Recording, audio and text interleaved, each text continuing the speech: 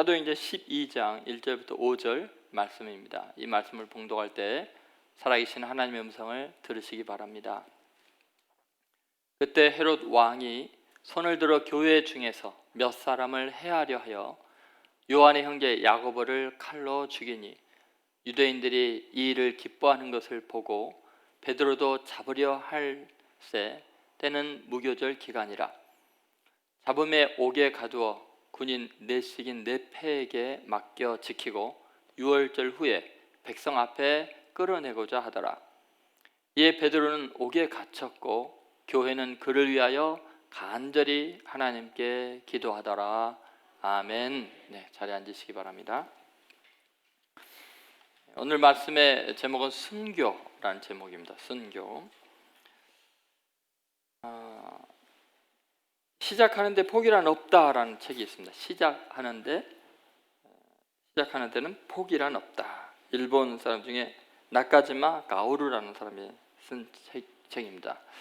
이 사람이 1982년에 아메이와 만나서 비즈니스를 시작하게 됩니다. 불과 5년 만에 아메이 비즈니스에서 최고 지위인 크라운 앰베서더 DD를 손에 넣은 사람입니다. 이 사람이 1년 매출액이 1조 원입니다. 한 사람이 1조 원의 매출을 한다는 게 상상이 가십니까? 전 세계 이목을 받았죠. 근데 그는 책에서 이렇게 이야기합니다. 인생에는 마감이 없다. 자신이 선택한 것은 납득이 갈 때까지 밀고 나아가라. 포기하지 않고 끝까지 밀고 나가면, 자기가 선택한 것에 대해서 최선을 다해서 끝까지 밀고 나가면 반드시 성공할 날이 있다는 거죠. 여러분, 우리는 많이 생각해보면 삶의 위기가 연속이 됩니다. 하나님 앞에 기도하고 시작한 일도 많은 난관들을 겪게 되죠. 그때 대부분의 사람들은 쉽게 포기를 합니다. 특히 저 같은 기질의 사람들은 아주 쉽게 포기를 하는 그런 유형에 속합니다. 근데 이런 책들을 읽어보면은 제가 이제 부끄럽죠. 또 하나님 앞에 기도하고 나아갈 때마다 하나님께서 다시 이끌어 주시는 그런 은혜들을 늘 경험합니다. 여러분, 끝까지 포기하지 않는 사람들, 심지가 견고한 사람들, 두 마음을 품지 않고 주님께서 붙잡아 주시기를 바라고 주님께 맡기는 사람들, 이런 사람들이 하나님께 쓰임받는 사람들이죠. 여러분, 아브라함 링컨 같은 경우 블랙호트 전투 때는 장교로 출전을 하게 됩니다.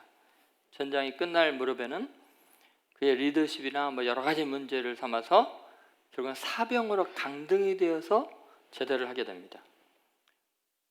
여러분, 이 정도가 되면 얼마나 괴롭겠어요. 장교로서 리더십을 이끌어 가야 되는데 그거에 대해서 그 목숨 걸고 전투에 참여했는데 사병으로 강등됐다. 인생 끝난 것 같은 생각 안 듭니까? 그런데 그는 인생을 포기했습니까?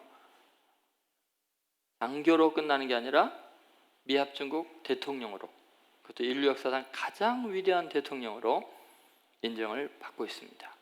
만약에 그가 포기했더라면 그의 인생이 그렇게 귀하게 하나님 나라를 위해서 쓰임받지 않았겠죠. 여러분, 한국 전쟁에 사령관으로 파견되었던 메가더 장군, 정말 영웅이라고 하죠.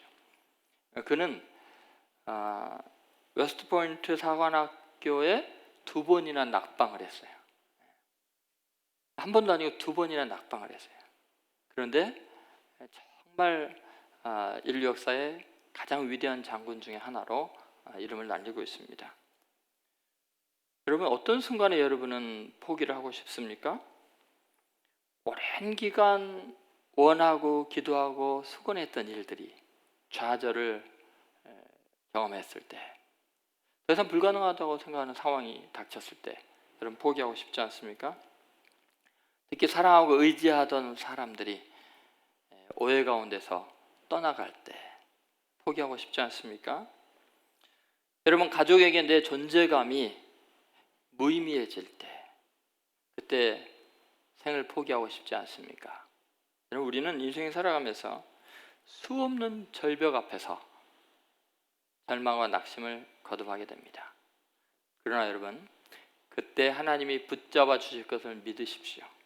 우리 그리스도인들은 자신의 기질과 능력을 초월해서 성령의 도우심과 감동으로 하나님의 나라의 일을 이루는데 어찌하든지 부정적이든 긍정적이든 쓰임받는 존재인 것을 잊지 마시고, 다만 한 가지, 포기만 하지 마십시오. 끝까지 기도로 승리하는 여러분 되시기를 간절히 소망합니다. 자, 오늘 본문의 말씀은 우리가 그동안 살펴봤던 사도행전 11장에 그 전 세계적인 흉년, 그 가뭄으로 인해서 경제적인 큰 타격이 왔죠. 그뿐만 아니라 이게 자연재해로 인해서 수많은 사람들이 죽어가는 절망적인 상황이었습니다. 자연재해로 끝나는 게 아니고, 자연재해는 또는 어떤 전쟁이나 이런 것들은 반드시 인재를 불러옵니다. 그리고 엎친 데 덮친 격이 돼요. 왜냐하면 어떤 국가적이나 사회적인 큰 아픔과 문제를 겪으면요, 악인들이 하는 일이 있습니다. 그것은 뭐냐면 반드시 희생의 제물을 찾습니다. 그 모든 책임을 뒤집어 씌워야 되는 대상, 희생양이 필요한 거죠. 인류 역사가 늘 그걸 이야기해왔고, 특히 예수 그리스도는 그래서 희생양으로 죽으실 수밖에 없었습니다. 여러분, 초대교회는 지금 환란에 환란을 더하고 있습니다. 그렇지 않아도 지금 유대 사회에서 경제적인 활동이 불가능한 그들이 기근까지 만나서 절망적일 때 안디옥 교회의 도움을 받아서 간신히 숨구멍이 열렸어요. 그런데 웬걸이요, 헤롯 왕이요, 그 시대의 경제적인 위기와 이런 자연재해에 대한 관심을 희생양으로 삼고자 누구에게 돌린 거예요? 기독교회에 돌린 거예요. 예수 믿는 사람들에게 돌려서 이제 체포해놓고 이걸 이제 떠버리고 죽이고 이런 걸 보면서 강력한 힘을 보여주면서 관심이 갑자기 헤롯의 리더십의 문제가 아니라 지금 이쪽에 있다, 이렇게 하는 거죠. 일본의 관동 대지진 때 그 자연재해로 대지진이라는데 누가 학살당해요? 조선인들이 학살을 당하는 거예요. 여러분, 늘 역사는 이걸 반복해 오고 있습니다. 그렇다고 포기해야 되겠습니까?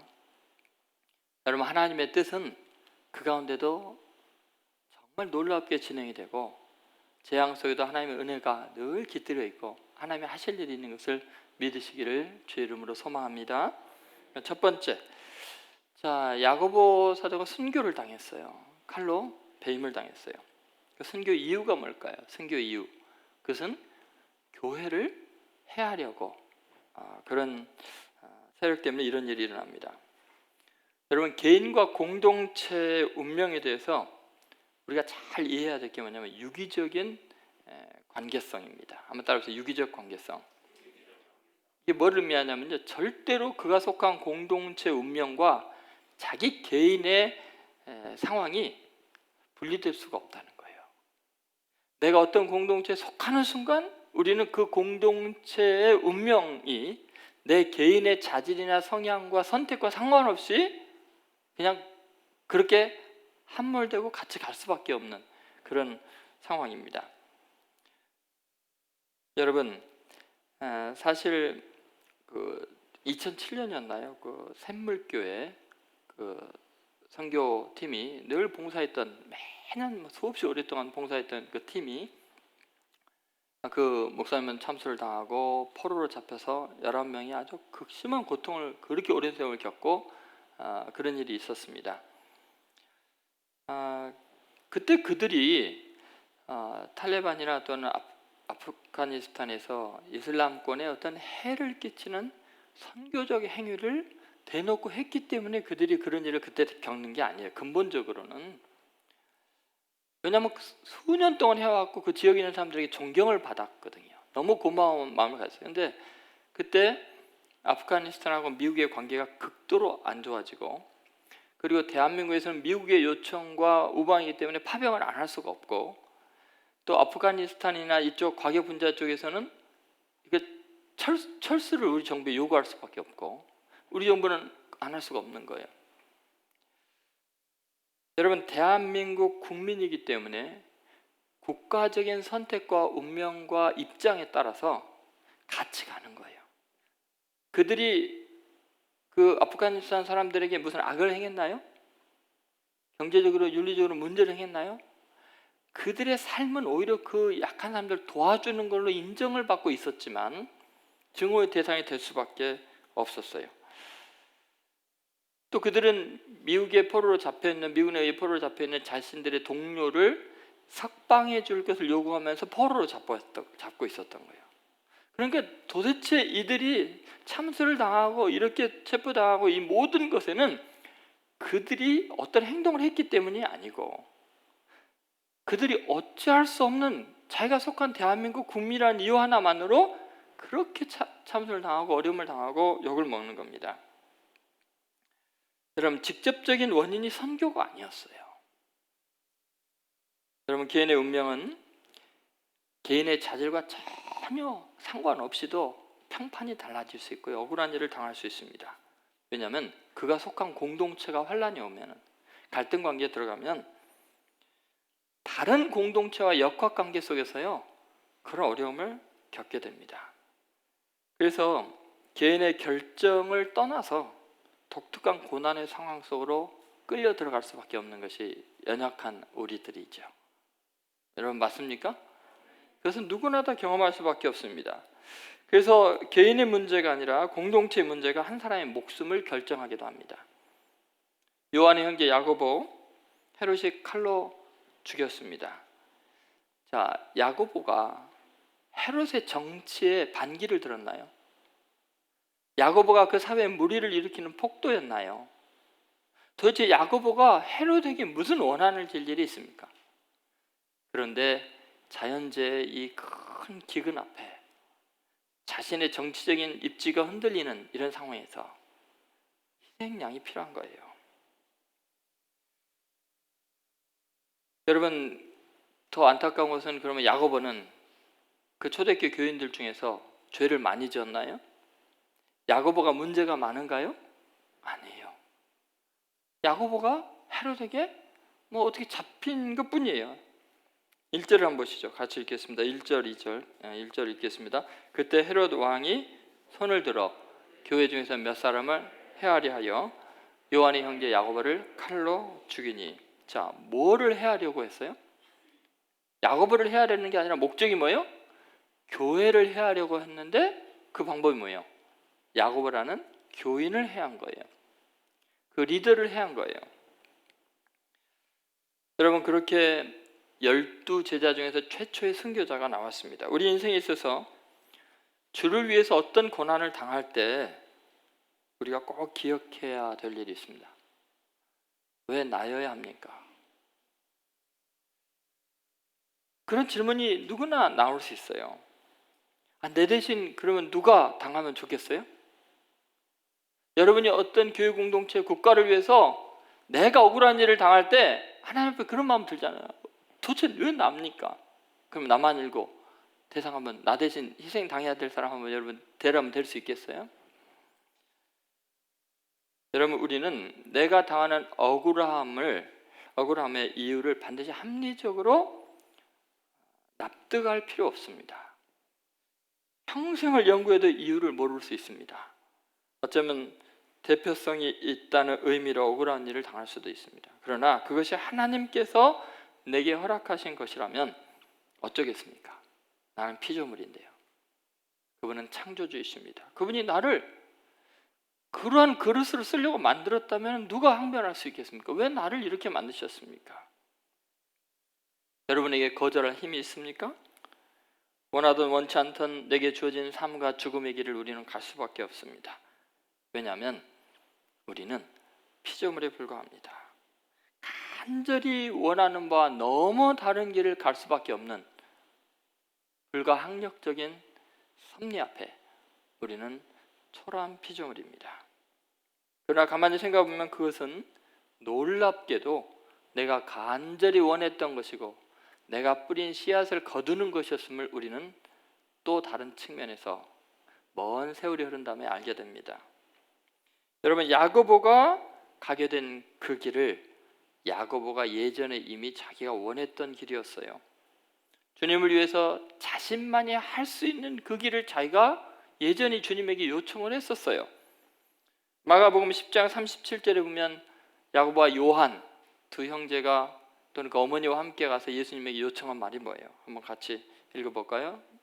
마가복음 10장 37절입니다. 여짜오되 주의 영광 중에서 우리를 하나는 주의 우편에 하나는 좌편에 앉게 하여 주옵소서. 야고보와 요한의 소원이었습니다. 야고보의 소원이었어요. 그래서 주님께서는 그들의 요구에 응답하셨습니다. 자, 38절 같이 한번 읽어보겠습니다. 38절입니다. 예수께서 이르시되 너희는 너희가 구하는 것을 알지 못하는도다. 내가 마시는 잔을 너희가 마실 수 있으며 내가 받는 세례를 너희가 받을 수 있느냐. 여러분, 지금 야고보가 원하는 것이 있었어요. 그런데 자기가 원하는 것이 뭐를 의미하는지를 몰랐어요. 주의 우편과 좌편에 앉아서 주님과 운명을 같이 하는 것이 어떤 길인 것을 몰랐어요. 그 주님이 마시는 세례와 잔이 뭔지를 몰랐어요. 그리고 정말 자기가 원했어요. 그리고 그 원하는 그대로 그렇게 된 거예요. 여러분, 마가복음 10장 39절 40절을 보시죠. 같이 읽겠습니다. 그들이 말하되 할 수 있나이다. 예수께서 이르시되 너희는 내가 마시는 잔을 마시며 내가 받는 세례를 받으려니와 내 좌우편에 앉는 것은 내가 줄 것이 아니라 누구를 위하여 준비되었든지 그들이 얻을 것이니라. 여러분, 야고보 정말 원했었어요. 주님과 운명을 같이 하기로. 그런데 그 주님이 가시는 그 길이 십자가일 줄 몰랐던 거죠. 이스라엘 왕이 되는 길인 줄 알았던 거죠. 너 정말 마실 수 있느냐? 나와 함께 갈 수 있느냐? 네, 할 수 있나이다. 그래, 그러면 그렇게 할 수 있을 거다. 그래서 그 길을 가는 거예요. 야고보는 가장 먼저 순교를 당하게 되는 거예요. 요한은 가장 늦게까지 오래 남아서 요한계시록까지 다 기록하고 삶으로 순교를 당한 거예요. 그 핍박 가운데서 어마어마한 고통을 겪으면서 끝까지 살아남는 예수님 좌와 우가 된 거예요. 여러분, 우리는 왜 주님 이런 일을 겪습니까? 라고 말하지만 내가 원하는 대로 주님이 이루어 주신 것일 수 있어요. 정말 너 원하느냐? 정말 너 나 따르기를 원하느냐? 네, 할 수 있습니다. 너 알지 못하고 원하는구나. 그러나 너 원대로 이루어 주겠다. 여러분, 우리는 우리의 한계를 인정해야 합니다. 정말 내가 원하는 것이 내게 유익한 것인지 누가 확신할 수 있습니까? 그리고 내가 지금 당하고 있는 일들은 어쩌면 내가 언젠가 무의미하게라도 원해서 자초한 것일 수 있습니다. 내 의지와 완전히 상반되는 일을 하나님이 강요하시지 않습니다. 왜냐하면 하나님은 우리에게 굉장히 인격적이신 분이에요. 우리에게 자유를 주셨기 때문이에요. 심지어 하나님을 떠날 자유까지도 허락하실 정도로 우리의 인격을 소중히 여기십니다. 어찌 야고보가 원하는 것이 아니었겠습니까? 우리 인생에는 내가 하나님께 요구하는 바가 있습니다. 그러나 그것이 뭐를 의미하는지 모르기에 지금 당하고 있는 일이 내가 원해서 당하는 건데 하나님을 원망하고 있기 때문에 참 안타깝습니다. 어떤 청년이 회사에 다니게 해달라고 간절히 기도합니다. 어떤 아가씨는 저 사람과 기도하게 해달라고 간절히 기도합니다. 주님께서는 그러실 거예요. 응답을 안 하시는 거예요. 그런데 더 열정적으로 기도합니다. 나중에 그것 때문에 원망합니다. 회사 좀 옮기게 해주세요. 어쩌다 내가 이런 원수 만나서 이렇게 힘든지 모르겠습니다. 여러분, 저도 다 보니까요, 과거에 원하던 대로 하나님이 다 응답하셨어요. 지금 있는 아픔도, 지금 있는 기쁨도, 지금 있는 부끄러움도, 지금 있는 영광도 하나님의 섭리 안에 있었지만 가만히 보면 내가 원하는 대로 다 해주신 거예요. 그런데 그 원이 뭘 의미하는지 몰랐죠. 그러면 여러분, 엄밀한 의미에서 내가 행하는 그 많은 일들, 내가 당하는 많은 일들에는 이미 내가 뿌린 씨앗이 있어요. 내가 뿌린 기도가 있어요. 그런데 여러분, 놀라운 것은 내가 당하는 이 상황은 또 내 문제만이 아니에요. 놀랍게도 하나님의 나라, 교회를 통한 하나님의 공동 운명적인 사건들이 있는 거예요. 여러분, 교회 상황은 언제든지 내 상황이 될 수 있습니다. 또 내 상황이, 교회 상황이 될 수 있습니다. 교회가 핍박을 받으면 여러분 언제든지 갑자기 그냥 핍박을 받습니다. 교회가 영광을 받으면요, 갑작스럽게 여러분이 영광을 얻을 수 있습니다. 그러므로 여러분, 우리는 하나님 나라의 권석이고 하나님 나라와 굉장히 밀접하게 유교체적으로 연결되어 있다는 것을 잊지 않아야 됩니다.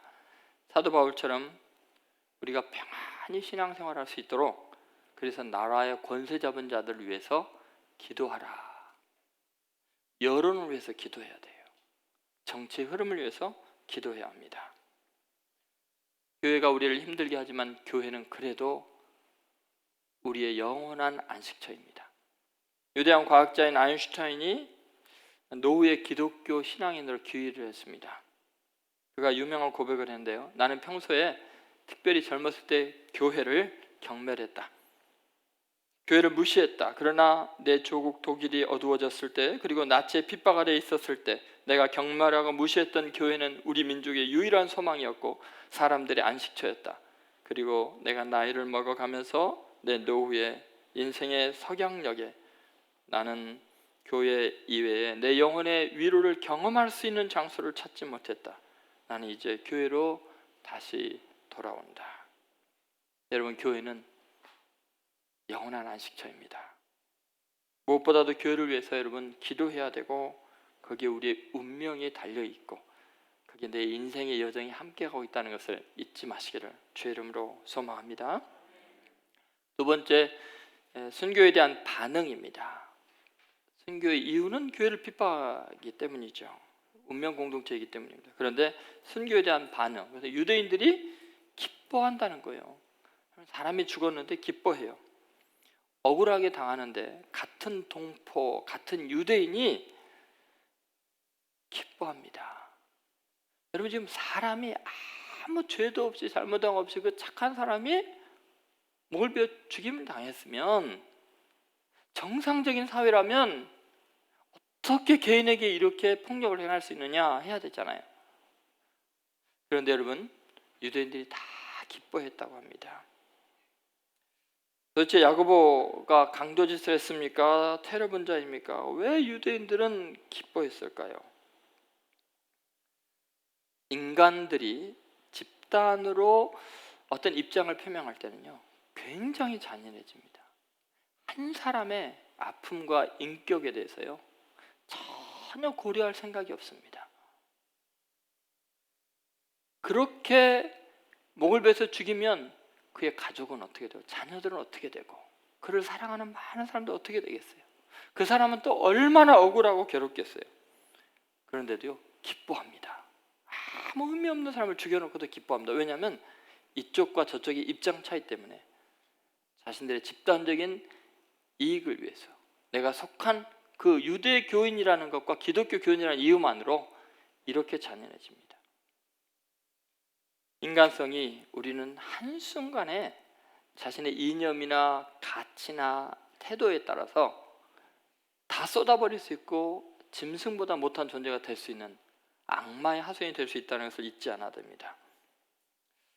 자, 보세요. 이게 얼마나 우리 일상 속에서 많이 일어나는 거예요. 지금 제가 아프가니스탄에서 그 탈레반에 의해서 그때 샘물교회 성도들이 당하는 고난에 대한 이야기를 하는 이유가 있어요. 그것은 제가 이 설교를 2007년에 기록했기 때문에, 2007년 12월 26일 날 기록한 설교예요. 순서대로 하니까 제가 지금 하는 거예요. 여러분, 자신의 동포가 죽음의 위기에 맞게 됐어요. 제가 그때 너무 충격을 받던 게 뭐냐면, 대한민국 국민들이 지금 뭐 수명이 넘도록 이렇게 지금 그 외국에 잡혀갖고 죄 있는 사람들이 아니라 봉사활동 가가지고 그렇게 지금 죽임을 당하고 참수를 당하고 포로로 잡혀 있어요. 그런데 여러분, 대한민국의 네티즌들이 어떤 짓을 했는지 압니까?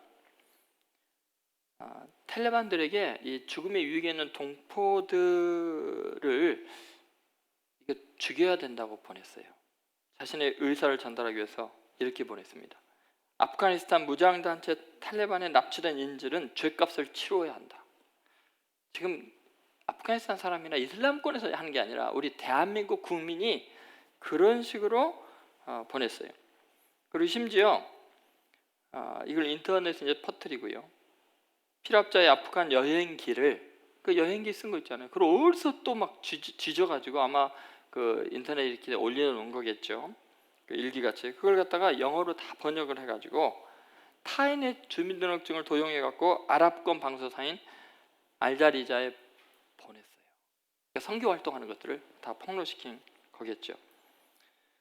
피랍자 19명이 정말 다행히 하나님의 은혜로 그 엄청난 기도로 풀려났어요. 그랬더니 이제 무슨 일이 난 줄 압니까?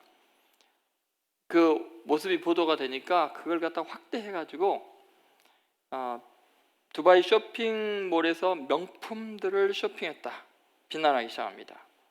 그 근거는 세 가지인데, 하나는 들고 있던 남색 바탕의 노란 아랍식 무늬가 쇼핑백이 두바이 면세점에서 사용되는 거다. 그 다음에 남성 피랍자들이 들고 있는 비닐봉투의 상표가 두바이에서 아주 비싸게 팔리는 신발 매장의 것이다. 그리고 한 여자가 쓰고 있는 선글라스, 그거 두바이에서 산 명품이다. 팩트들이 있어요. 다 그걸 해석을 지 멋대로 한 거예요. 나중에 알고 보니까 참 이걸 일일이 설명할 수도 없고, 그 대한민국 그 외교부에서 이들이 이제 피랍이 되니까 아무것도 없잖아. 완전히 뭐 신발이고 뭐가 아무것도, 옷도 막 엉망일 거 아니에요. 그러니까 이들을 위해서 소지품을 담을 수 있는 쇼핑백을 그 외교부에서 단체로 준 거예요. 이게 뭐 남색에 노란색 무늬 있는 것이. 그리고 그 신발 그 쇼핑백 비닐 있는 그 품목은 명품이 아니고 시내에서 가장 싼 중저가, 두바이에 있는, 뭐 그렇게 표시하면 두바이 누가 조사를 해서 알겠어요. 중저가 싼 거. 그러니까 뭐 고문당하고 뭐 이런 신발도 없어지고 하니까 신발 제일 싼 데 가서 산 거겠죠. 두바이에서 뭐 그 여자가 쓴 게 뭐 명품이라 그러는데 그 두바이 산 것도 아니었어요. 여러분, 사람들이 참 악합니다. 여러분, 대부분의 사람들은 이유 없이 증오심을 가질 수 있어요. 자기 입장 때문에 그래요. 자, 유대교인이라는 이유만으로 기독교인들을 이렇게까지 죽이는 것을 기뻐하고, 완전히 유대인이고 기독교인이고 사탄의 밥이 되고 있는 거예요. 좋아할 일은 사탄밖에 없어요. 가슴 아플 일은 하나님이시겠죠. 자녀들이 서로 죽이는 걸 보면서.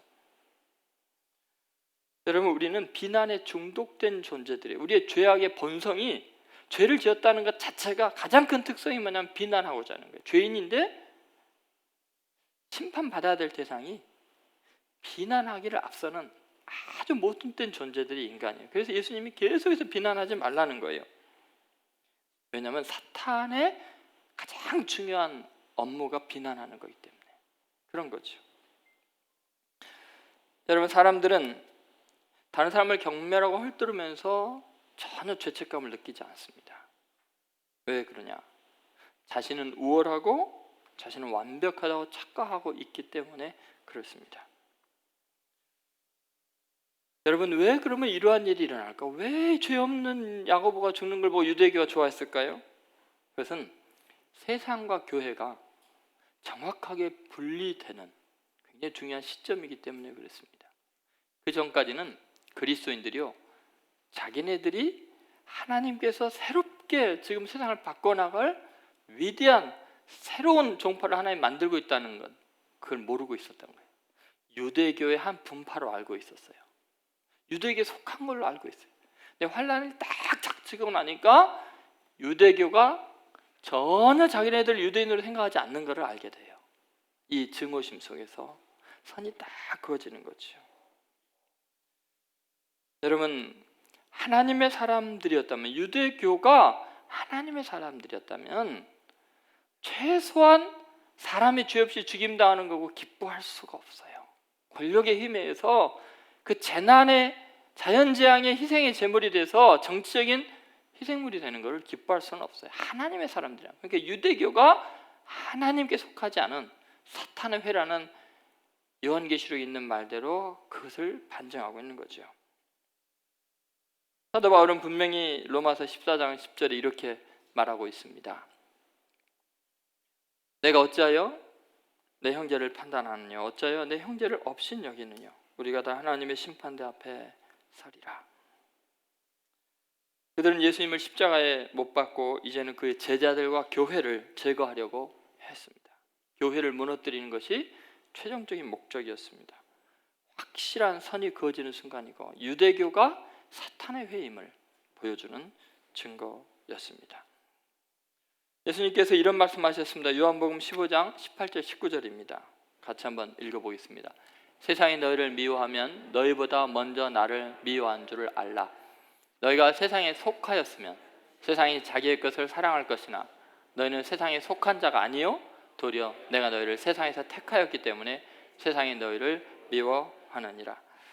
여러분, 왜 세상이 기독교인들을 미워했을까요? 왜 유대교인들은 야고보를 미워했을까요? 그것은 예수님을 미워하기 때문입니다. 예수님을 따르는 자, 예수님께 사랑받는 자를 미워하죠. 그것이 가장 예수님을 괴롭히는 방법이기 때문에 그렇습니다. 그것은 내가 세상에 속한 것이 아니고 예수님께 속한 사람인 것을 입증하는 것입니다. 그리고 예수님께 택함 받았다는 것을 확실히 알게 해주는 거죠. 여러분은 세상에서 미움을 받을 때, 억울한 일을 당할 때, 핍박을 받을 때 꼭 잊지 않아야 됩니다. 거기서는 굉장히 복합적인 이런 주님과의 관계 속에서 자기 자신에 대해서 다시 한번 점검할 수 있는 기회가 되기도 합니다. 그래서 우리는 고난을 당할 때, 세상이 핍박할 때 기뻐할 이유가 있습니다. 우리는 죄 없이 애매히 당하는 고난을 당할 때는 그래서 그것을 영광으로 알고 은혜로 알고 감격해야 됩니다. 그러나 여기서 중요한 것이 있습니다. 착각해서는 안 됩니다. 굉장히 중요한 것인데 자기의 죄와 악으로 인해서 또는 자신의 어리석은 행동과 교만으로 인해서 그런 핍박을 받을 수도 있습니다. 모든 것을 다 이게 억울하게 당했다고 생각하면 안 됩니다. 저도 목회를 하면서 여러 가지 환난을 당하면서 겪으면서 가만히 보면 결국은 저의 무능입니다.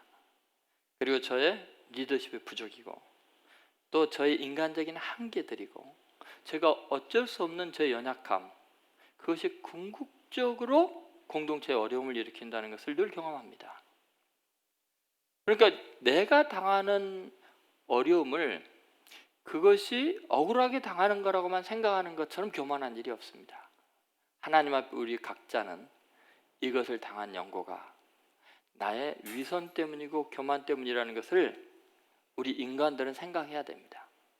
중요한 건 다른 사람이 당하는 고난에 대해서는 그렇게 생각할 자격이 우리에게는 없습니다. 다른 사람이 당하는 것은 주님께 사랑받기 때문에 고난을 당하나 보다, 하나님이 쓰시다 보니까 그러나 보다, 그러고 말 일입니다. 역대하 20장 15절 말씀을 한번 같이 읽어보겠습니다. 야하시엘이 이르되 온 유다와 예루살렘 주민과 여호사밧 왕이여 들을지어다. 여호와께서 이같이 너에게 말씀하시기를 너희는 이 큰 무리로 말미암아 두려워하거나 놀라지 말라. 이 전쟁은 너에게 속한 것이 아니요 하나님께 속한 것이니라. 여러분 믿습니까? 지금 내가 전쟁을 겪고 있고 내가 공격을 받고 있고 내가 많은 일들을 지금 당하고 있지만 이건 내게 속한 것이 아닙니다. 하나님께 속한 것입니다.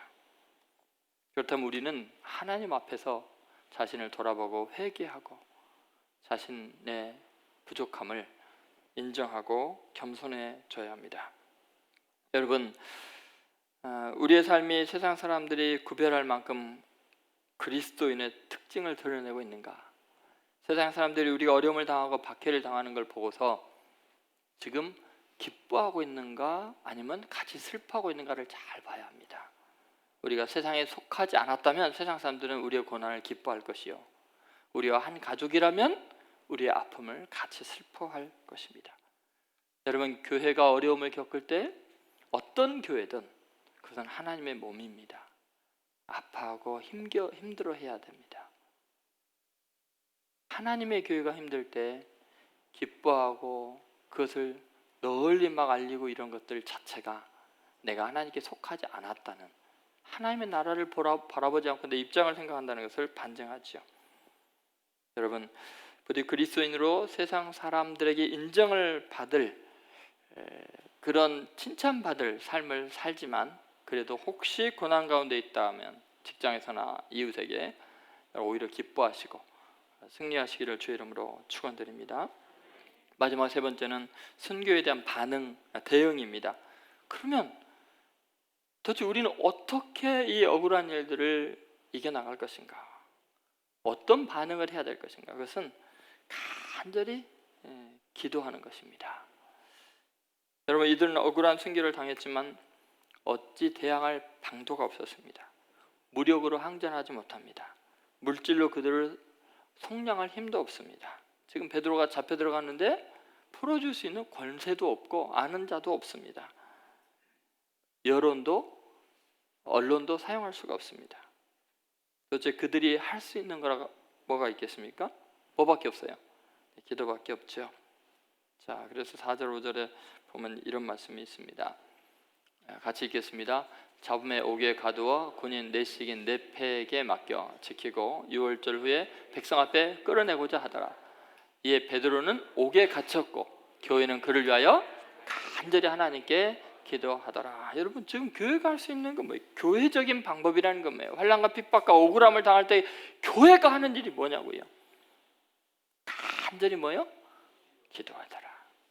여러분, 나라가 어렵고 사회가 어려우면 간절히 기도해야 됩니다. 이런 억울한 일들이 일어나서 이거 정말 성도들이 아프지 않게 하도록 설명을 하는 이야기를 하면요, 참 묘하더라고요. 납득이 돼도 더 심각해지더라고요. 이해를 못해서 이런 일이 일어나는 게 아니에요. 어떤 상황도 마찬가지예요. 그것은 하나님이 해결해 주셔야지 인간이 하는 게 아니에요. 왜냐하면 아주 깊은 곳에서 사탄의 계략들이 늘 있기 때문이에요. 이것은 인간이 이성적으로 납득을 시켜서 해결되는 게 아니고 늘 교회의 일은 하나님의 나라와 복음과 직결되기 때문에 전쟁은 하나님께 속한 것이고 하나님이 해결해 주셔야 돼요. 하나님이 나서지 않으면 해결이 안 돼요. 인간이 말해서 설득해서 설명해서 모여서 작당을 해갖고 해결해야 된다면 하나님의 영광이 어디 있습니까? 인간의 리더십만 드러나겠죠.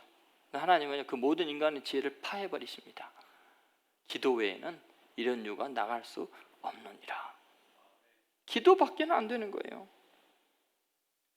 그렇기 때문에 여러분 잘 보세요. 어려움을 겪을 때, 공동체 문제가 있을 때, 나라의 어려움이 있을 때, 그것이 인재건 자연재건 공적인 예배에 더 나와서 기도해야 되는 거예요.